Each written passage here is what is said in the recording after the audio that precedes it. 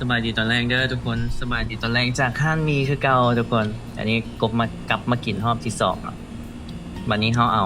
สมผักกับบักเผ็ดเครื่องปรุงแซ่บสุดก่อนนี่กินเบิร์ดก่อนนะจึงเห็นเครื่องปรุงมาแซ่บนะทุกคนมากินข้าวแรงน้ำกันเด้อตอนนี้เวลา8:30ทุกคน จะสิ้นห้านนี่จะบ่เปื่อยซ้ำห้านที่อันก็ไปกินแพงๆเนาะและอันนี้ก็บ่มีฟรีรีฟิลชากินชาฟรีตัวนี้ราคา195เนาะจะกบขึ้นเงินให้ทุกคนเบิ่ง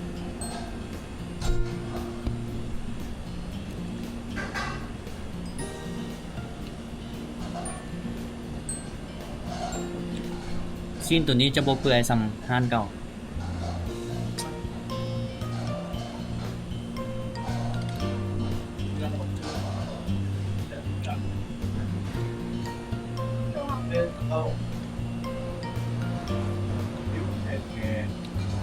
น้ำซุปอ่ะตัวนี้จะบ่หวานซ้ำตัวนั้นโดยรวมกับแซ่บอ่ะตัวนั้นต่างจากตัวนั้นแซ่บกว่าตัวนี้จืดกว่าเลย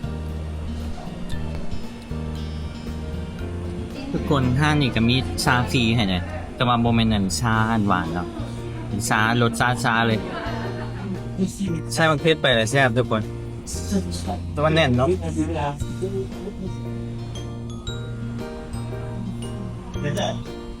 ผมวัดไปเท่านี้นะทุกคน195 6.4 ดอล207 บาท 140,000 กีบนะราคาแพงวันนี้ก็เป็นวันเสาร์ทุกคนชิวๆอยู่ละแวกชิมันดิงคนบักหลายนี่นะฮะอันนี้ข้ามไปเลยคนบักหลายทุกคนเสาร์อาทิตย์นะคนโคตรหลายแล้วอยู่ในละแวกฮะเนาะกบเบิ่งราคานะบีฟนูโดนแพงก็อยู่นี่กบก็เลยยางมาโซนเก่าออกมาหน่อยนึงเพื่อมากินชอบกินเลยของหวานตอนมันมีอย่างไรทุกคนมาไต้หวันกันมีแต่กินมองเที่ยวมันก็มีอยู่แต่มันไก่ทุกคนแล้วอีกอย่างกบกับคาตัดต่อคลิปนู่นนี่นั่นแล้วก็รู้สึกว่ามันบริว้าวสำหรับกบนะถ้าไปธรรมชาติกันก็ว้าวแต่มีแต่เลาะกินเลาะเที่ยวเบิ่งบ้านเบิ่งเมืองเขาเจ้านี่แหละทุกคนเอาขนมของหวานมันอยู่เสียปะอยู่ทางหลังวะอันนี้ก็ของหวานคือกันอันนี้น่าจะแพงไปลองอันนี้ไป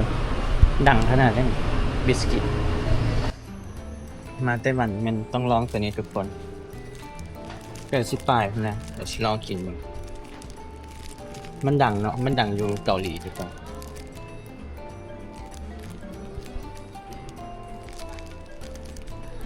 แต่ว่าอย่าง225มีฮอเดียวลองกินฮอเดียว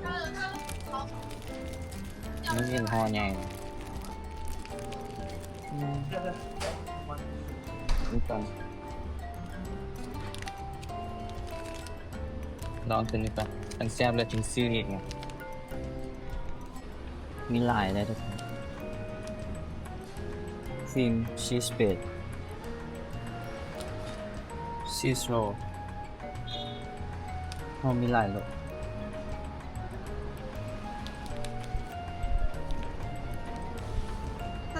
ซื้อ2 อันนะทุกคนเบิดไป74 บาทราคาตามนี้เลยก็ค่อนข้างแพงแหละทุกคนแต่ก็เฮ็ดจังได๋เนาะบ่ฮู้สิถ่ายคลิปหยังก็มีแต่ซื้อขนมเลยก็รีวิวให้ทุกคนเบิ่ง ที่ไปใส่มันก็ไก่เนี่ยทุกคนละแวกนี่ก็มีแต่ห้าง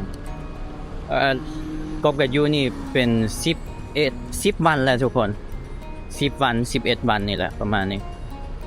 ก็บ่ฮู้สิเฮ็ดหยังแล้วทุกคนนะเดี๋ยวกินขนมหน่อยกินตัวนี้ก่อนทุกคนมันดังเลยเห็นรีวิวเนาะคนไทยคนเกาหลีมักกินมันจะมีใส่อย่างข้างในลองเบิ่งอันนี้30เนาะ กินหอมคล้ายๆขนมมันยูไซยะนะ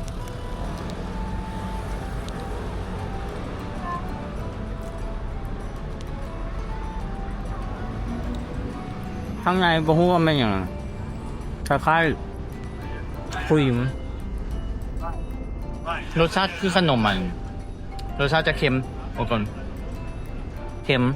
ตัวข้างในจะหวานหน่อยๆมันอ่อนหวานนิดๆคือขนมมันยูไซยะนะ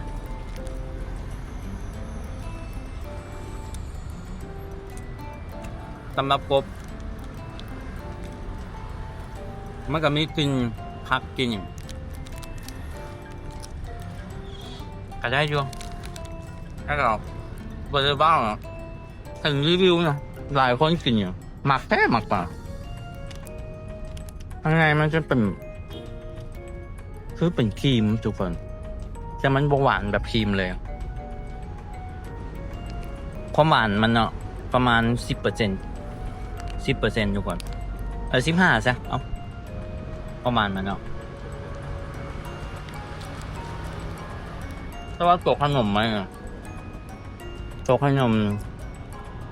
มันจะไม่เครื่องเทศนะหอมบัวคือขนมมัน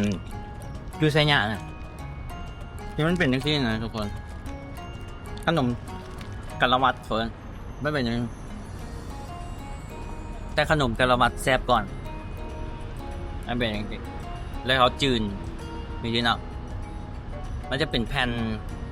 จะอธิบายยังไงวะมันจะพันกันอย่างนี้ทุกคนและมันจะบางเนาะประมาณนี้แหละอะไรอยู่จำคลิปให้แปดนะขนมมันประกอบขนมตัวนี้เนาะมันประกอบมันอยากอ่อนแหละอันนี้น่าจะ44เนาะน่าจะเป็นน้ำตาลน่าจะหวานกว่า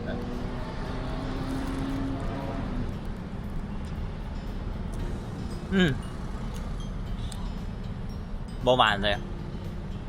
คำแรกเข้าไปพูดเลยมาเค็มส้มมันคำส้มปี๊ดมันโมเมนต์หวานเลยเนี่ยคือว่าจะเป็นน้ำตาลหวานมีกลิ่นมะพร้าวอ่อนๆอยู่เกินยังไม่บูดว่ะ แทนที่มะพร้าวต้องหวานหรอบอกดีกว่า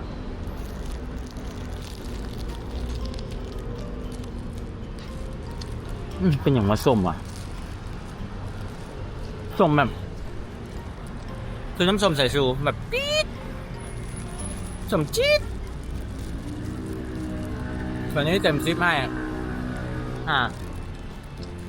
ก็จะมาโซนกบผักนะทุกคนคนก็หลายทุกมือเลยหลายตั้งแต่ตอน1 โมงเท่านั้นทุกคน1 โมงตอนเที่ยงนะมักหลายตอนแรงมานี่แห้งหลายคนมักหลายเนี่ย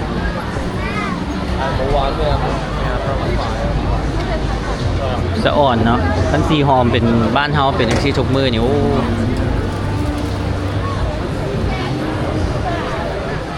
เอาซาก่อนบัดนี้ซอกน้ำดื่มกิน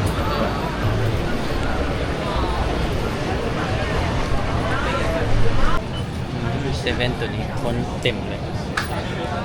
คนมากหลายคนแบบหลายทุกคนโอ้ที่นั่นเนาะซื้ออันนี้มากินทุกคนกลับขึ้นโฮสเทลกันตอนนี้9 โมงครึ่งทุกคนคนหลายก็กลับขึ้นไปโฮสเทลแล้วจึงมาซ่อมกินตอนมันมีอย่างไรครับคลิปนี้ก็ชิวๆทุกคนสไตล์กบนะเมื่อยกับพักผ่อนบล็อกทุกคนเพราะว่าเวียกถ่วมหัวเนาะขึ้นไปเทิงกับไปตัดต่อคลิปอีกทุกคนกดไลค์กดแชร์คอมเมนต์มาเนี่ยเด้อทุกคน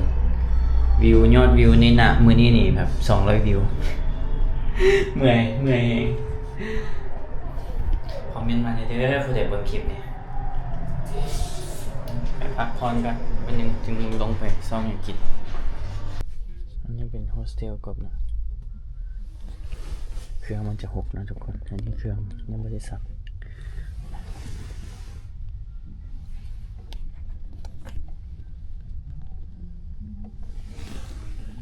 ตัดต่อคลิปต่อกันตัดคลิปไปตัดคลิปมาทุกคน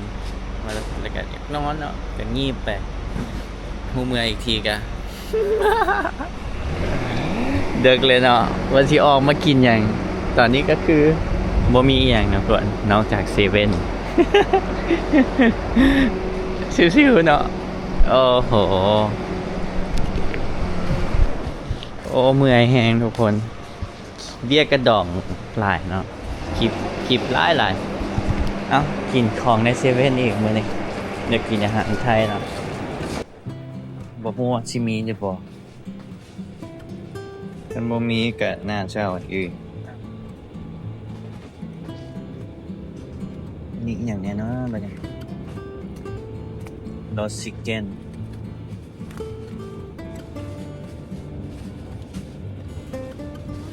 129แพงเนาะ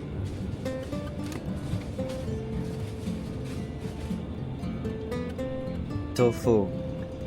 คัตเต้าหู้กับอันอย่างเชชวนสไตล์โอ้น่าแซ่บอยู่เลย79นั่นน่าแซ่บอยู่จังน่าสนใจอยู่มีพวกอย่างกรณี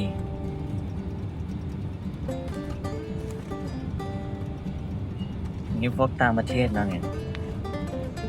มีโอ้เบื่อมีจะกินข้าวนะไปเบิ่งตู้นั่นมันคือว่ามีข้าวผัดอยู่อะ Japanese beef โอ้อันนี้เห็ดแม่นอย่างขวา Chicken Mushroom Over Rice 100เนาะราคากับประมาณนี้ทุกคน100ปลายอันนี้ก็109เนาะแพงนี่บ่มีอย่างของไทยเว้ย Pork Rice โอ้ขวานั่นก็หมู89นะโอ้ตัวนี้น่าสนใจเอาไว้ก่อน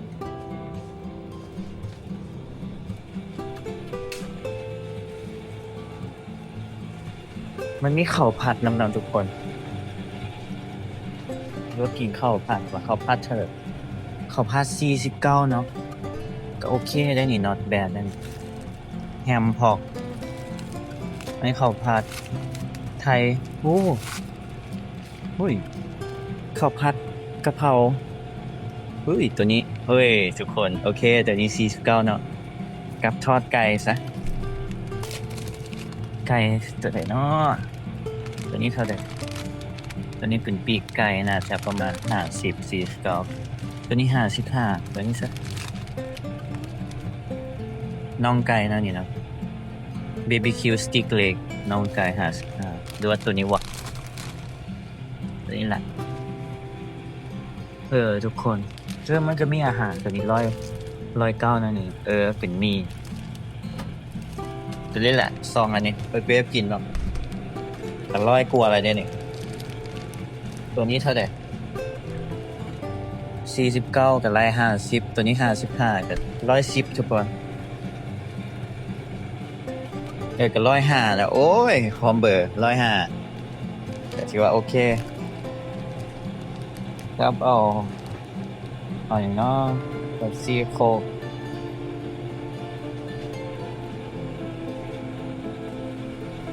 มื้อนี้บ่กินเบียร์นะทุกคนเมื่อยมื้ออื่นจะตื่นเช้าเนาะจะไปเที่ยวเมื่อไป129นะทุกคน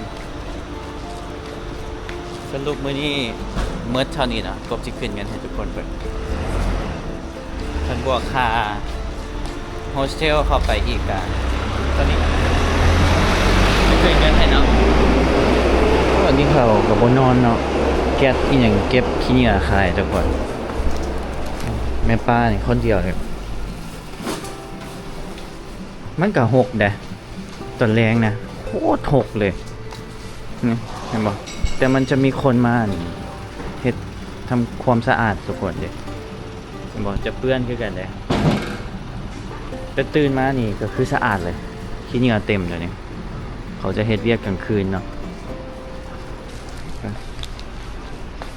นั่นก็โอเคแหละมันมีเข่าแต่ที่เนาะมันมีตัวอันนี้นะไทเบเซอร์เบซิลอะไทเบซิลพอกเบซิลนี่มันกะเพราปะน่าจะเป็นพันธุ์อย่างจักอย่างนะถือว่าโอเคทุกคนเดี๋ยวชิลองกินบ้างนะว่ามันจะเป็นยังไงไฟไรซ์ข้าวผัดกะเพราตามที่กบขึ้นได้แต่ก็บ่ฮู้ว่ามันแม่นหรือบ่ทุกคนชิวๆนะแต่ละมื้อแต่ละวันอยู่ไต้หวันก็ประมาณนี้ทุกคนแต่มื้ออื่นกบสิไปเที่ยวเนาะถามเบิ่งแล้วว่ากบสิไปเที่ยวไสคนเป็นจะแซ่บอยู่ได้ล่ะมีขาไก่4ตอน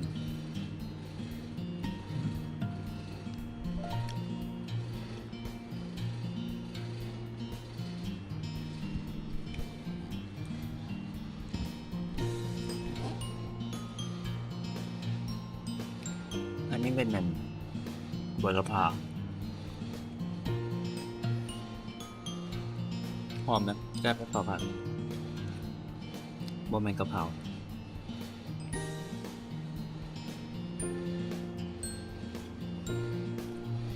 ถือว่าแซ่บเลย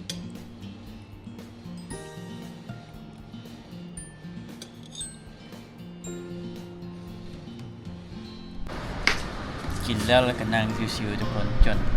แจ้งแล้ว อันนี้เป็นโฮสเทลก็พักอยู่นะระเบียงวิวงามเลยทุกคนนี่จะเป็นซีเมงชิเหมินนะซิเหมินดิง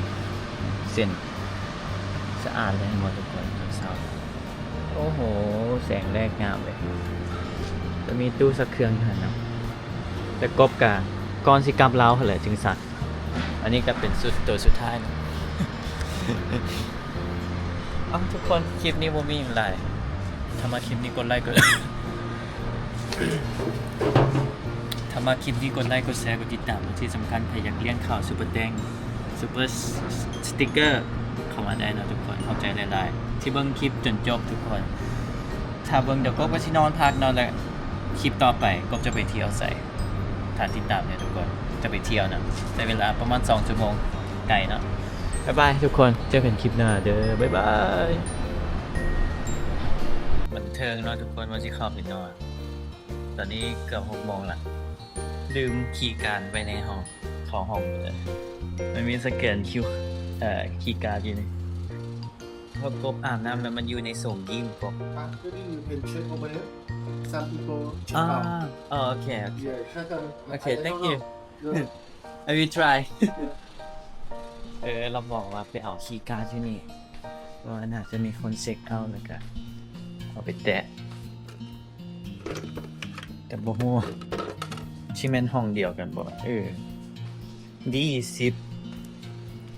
ห้องกบเป็น A เจ้าของE 20มี A อยู่ A 13